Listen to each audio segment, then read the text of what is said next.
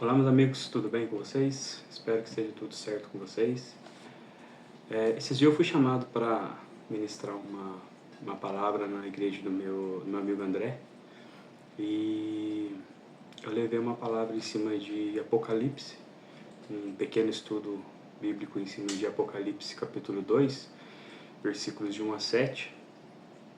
E eu queria trazer aqui para vocês a ideia da mensagem, né? Claro que foi uma ministração um pouquinho comprida, aí, de 1h30, quase 2 horas, mas eu queria trazer para vocês aqui pelo menos a ideia da mensagem, que eu acho que é uma mensagem muito importante para a gente como igreja hoje, apesar de ser uma mensagem para a igreja de Éfeso, mas ela se aplica perfeitamente à nossa igreja de hoje. É uma mensagem muito viva, uma ideia muito viva para hoje ainda, né? A palavra da Bíblia, ela se renova sempre, então eu creio que seja para a gente hoje também.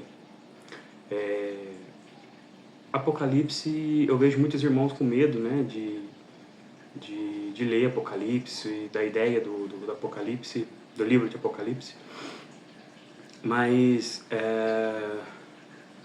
nós não devemos ter medo, porque é uma revelação para nós, né? O livro de Apocalipse significa revelação.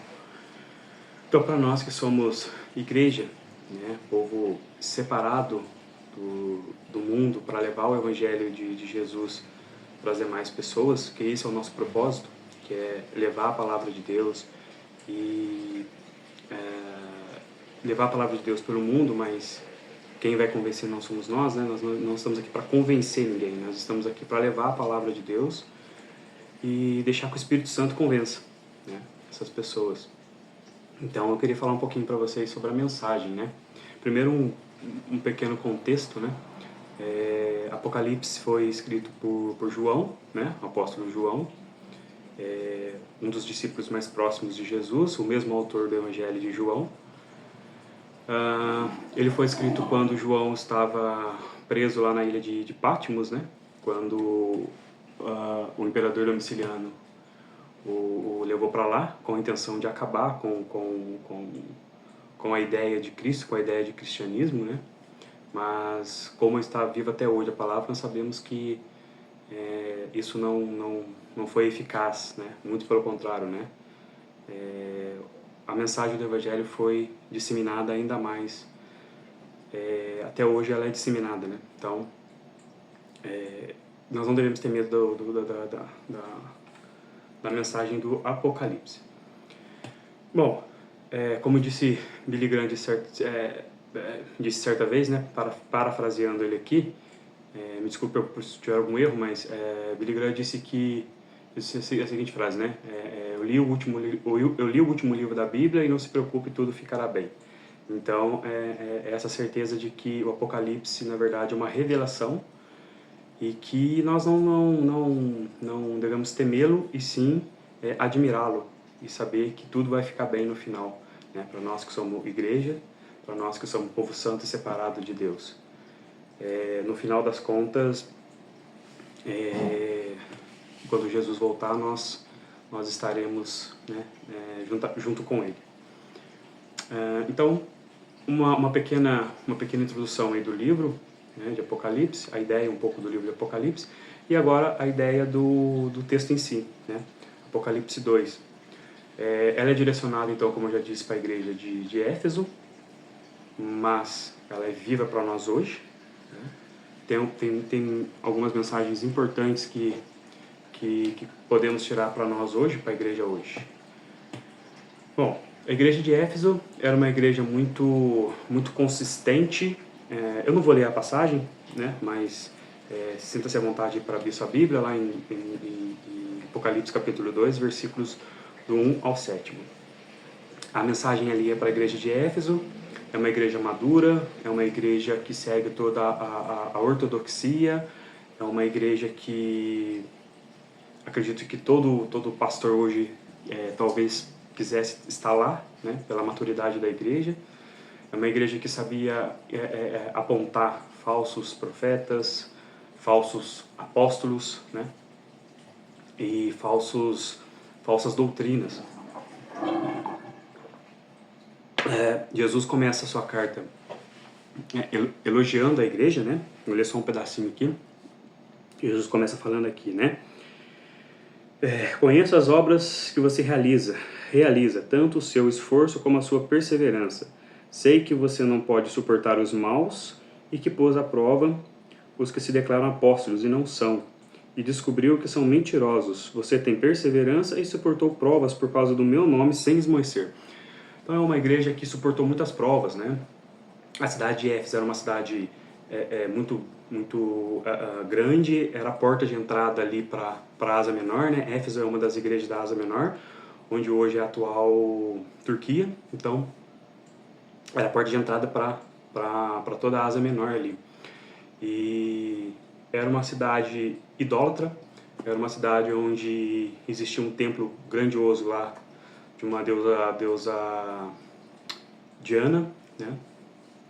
E a cidade vivia muito do comércio em cima disso, né? Do templo da Diana, as pessoas de Éfeso ali, né, viviam de comércio até mesmo em cima disso, né? Vendendo coisas em cima disso. Então, por ser uma cidade muito idólatra, né? Você imagine só uma igreja de Cristo plantada ali, a condição que a igreja não vivia, né? A perseguição que a igreja não vivia. Então você vê que Cristo falando, né? Que aguentou muitas provas sem esmorecer, né? Então a estrutura da igreja é uma igreja muito madura. Então ele começa elogiando essa igreja que nós podemos trazer para o nosso dia de hoje, né? Temos igrejas bem maduras aqui, né? Temos igrejas com uma doutrina, com conteúdo teológico muito forte, com uma ideia teológica de Cristo, da Bíblia, muito forte, muito madura, né? Com pastores muito sábios, com pastores com uma ideia realmente cristã, né?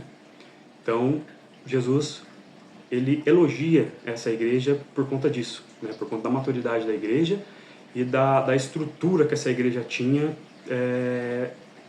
por seguir todo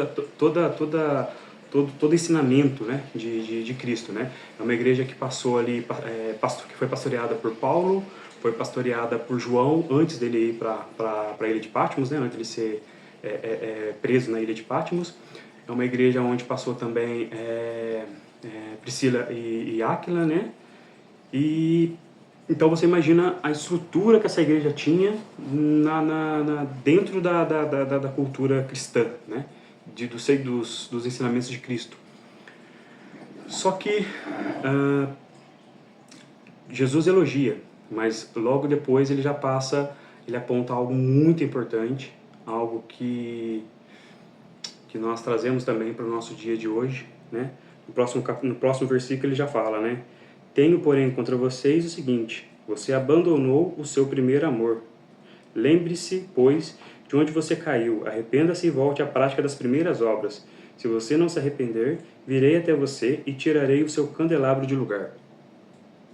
Meus irmãos, olha só que forte, né? Vamos olhar para a igreja de hoje. Uma igreja madura, uma igreja estruturada, e só que abandonou o primeiro amor. A palavra aqui é abandonou, não é uma palavra de que perdeu, deixou, porque quem perde acha, mas na verdade é abandonou, deixou de fazer algo, abandonou, largou, né, o primeiro amor. E hoje, irmãos, na igreja, nós vamos aí todo domingo, não sei, quinta, qualquer dia da semana que for o seu culto aí, estamos lá, louvando a Deus, seguindo uma doutrina, seguindo um rito religioso, fazendo as coisas todas dentro da norma, né? Tudo dentro daquilo que Cristo nos direciona a fazer. Você que serve um ministério, você está lá se você serve o ministério de louvor, por exemplo, você está lá louvando a Deus todo todo domingo, ou todo culto. Você que é um irmão obreiro, você também está lá dando boas-vindas, servindo a igreja, né? Você que é um irmão que faz parte aí, talvez, da limpeza da igreja, você está lá também, né? Fazendo a obra de Deus. E muitas vezes achando que isso basta, achando que fazendo as coisas, achando que está fazendo para Deus, achando que está fazendo para Cristo, achando que está fazendo para o corpo místico do Senhor, que é a igreja. Mas na verdade você está fazendo por mera burocracia, você está fazendo por mera obrigação, né? Porque você acha que realmente é aquilo que vai te salvar, ou é aquilo que vai te deixar uma boa imagem na frente de Deus, na frente de Cristo.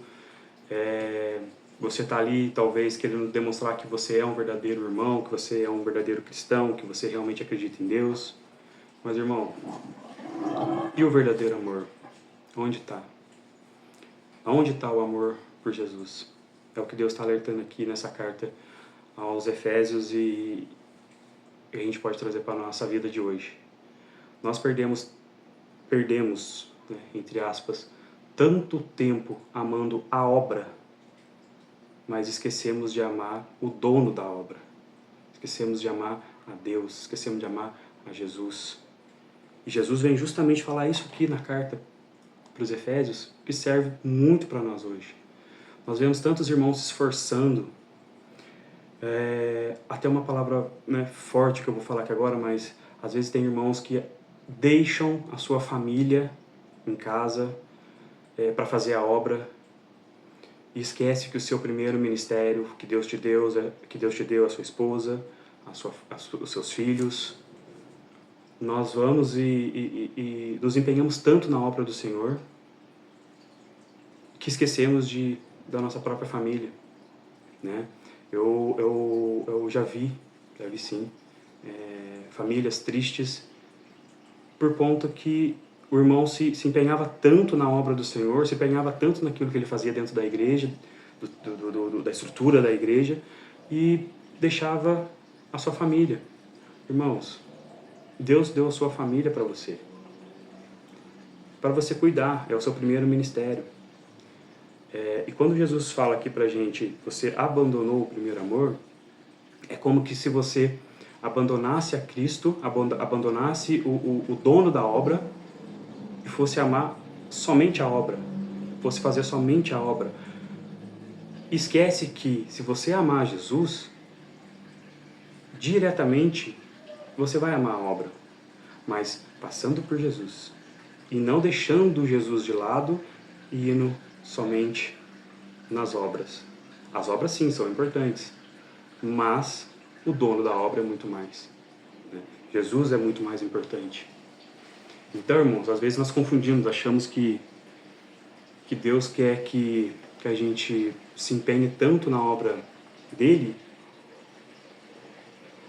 que deixamos a nossa família ou que deixamos de fazer outros ministérios pessoais, né, que Deus coloca na nossa vida, ou os propósitos que Deus coloca na nossa vida, e passamos a fazer as coisas no automático, né? Vamos na igreja porque é uma obrigação, vamos servir um ministério porque é uma obrigação, mas não é isso que Jesus está falando aqui pra gente. Nós não devemos fazer por obrigação, nós devemos fazer por amor a Jesus. Aí sim nós fazemos a obra. Nós devemos amar o Deus da obra para depois amar a obra. É o que Deus diz aqui pra gente. No entanto, que continuando na carta, ele fala o quê? Arrependa-se e volte à prática das primeiras obras. Se você nos arrepender, virei até você e tirarei o seu candelabro de lugar. Ou seja, a ideia do candelabro aqui é a luz.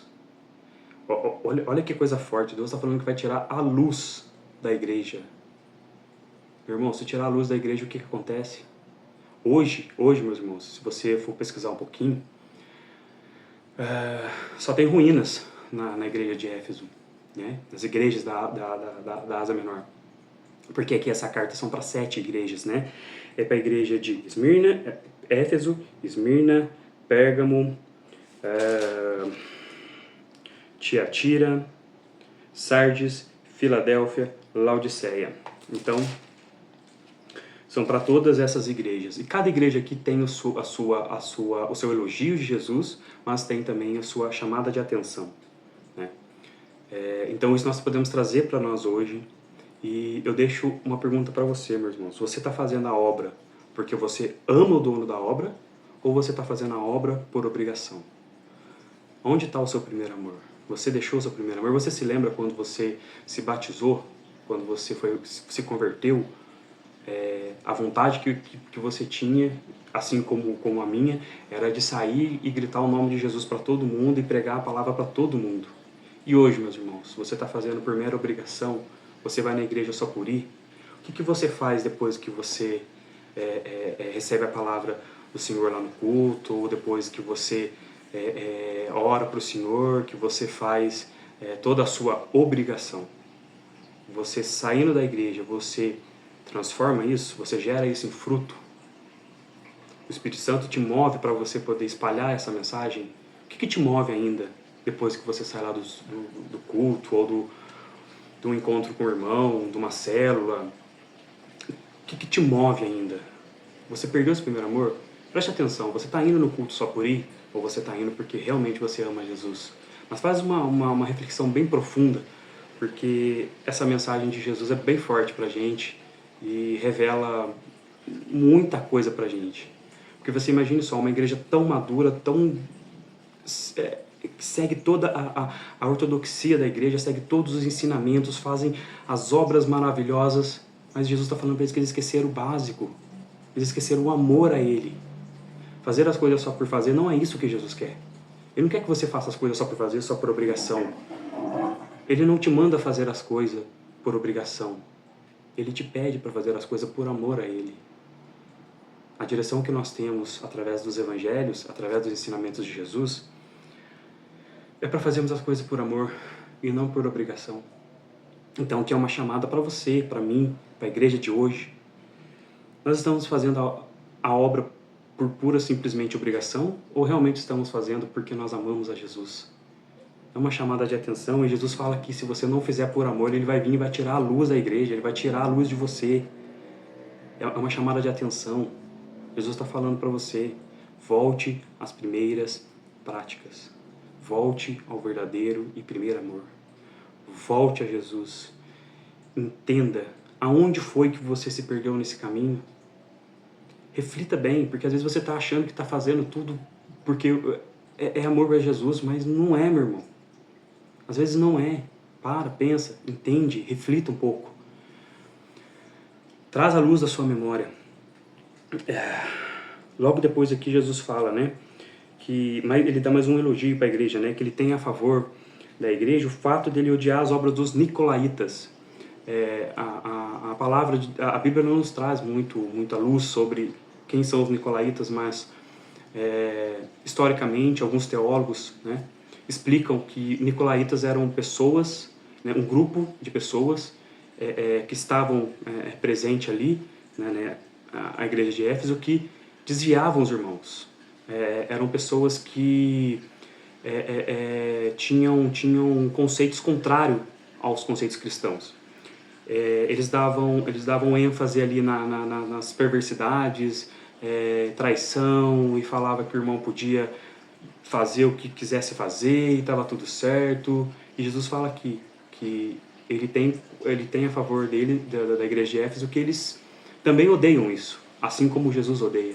Então, para nós hoje, nós temos pessoas assim, até mesmo dentro da igreja, né, que às vezes está ali dentro da igreja, mas nós sabemos que não seguem os preceitos cristãos. Isso é normal, né? Faz parte do mundo, mas nós não devemos aceitar isso. Nós devemos odiar essas obras. Nós devemos prestar atenção na obra de Deus, amando ao Senhor, fazendo a obra com amor ao Senhor, e deixar esses desvios, né, de lado. Aí depois Deus vem falar aqui no próximo versículo 7, né? Quem tem ouvidos, ouça, porque a fé vem pelo ouvir, né? A fé vem pelo ouvir a palavra de Deus. Nós temos fé porque nós ouvimos a palavra de Deus, nós compreendemos a palavra de Deus, e através disso nós temos a consciência daquilo que nós vamos fazer e temos fé, né? Em Jesus. Temos fé em Deus. Então, mas quem tem ouvidos ouça o que o Espírito diz às igrejas, às demais igrejas. Leia o restante do capítulo 2, capítulo 3, onde Jesus fala de todas as igrejas que eu acabei de citar para vocês. Cada uma tem o seu elogio, mas tem também o apontamento do erro, né? Então, essas ideias nós podemos trazer para hoje, traga para a vida da igreja de hoje, traga para a sua vida. E ao vencedor darei o direito de se alimentar da árvore da vida, que se encontra no paraíso de Deus. Ou seja, no final de tudo isso, irmão, no final de tudo isso, se nós tivermos amor a Deus, amor a Jesus, e não somente as obras, nós tivermos amor a Jesus, no final de tudo isso, Deus fala pra gente: quem tem ouvidos ouça o que o Espírito tem a dizer, porque aí sim, nós teremos o direito de estar ao lado de Jesus, ao lado da igreja como um corpo místico do Senhor, no final de tudo isso. E Deus nos dará, nos encontrará então no paraíso, né? Então, essa é a mensagem que eu tenho para deixar para vocês. Se eu tenho uma reflexão sobre tudo isso,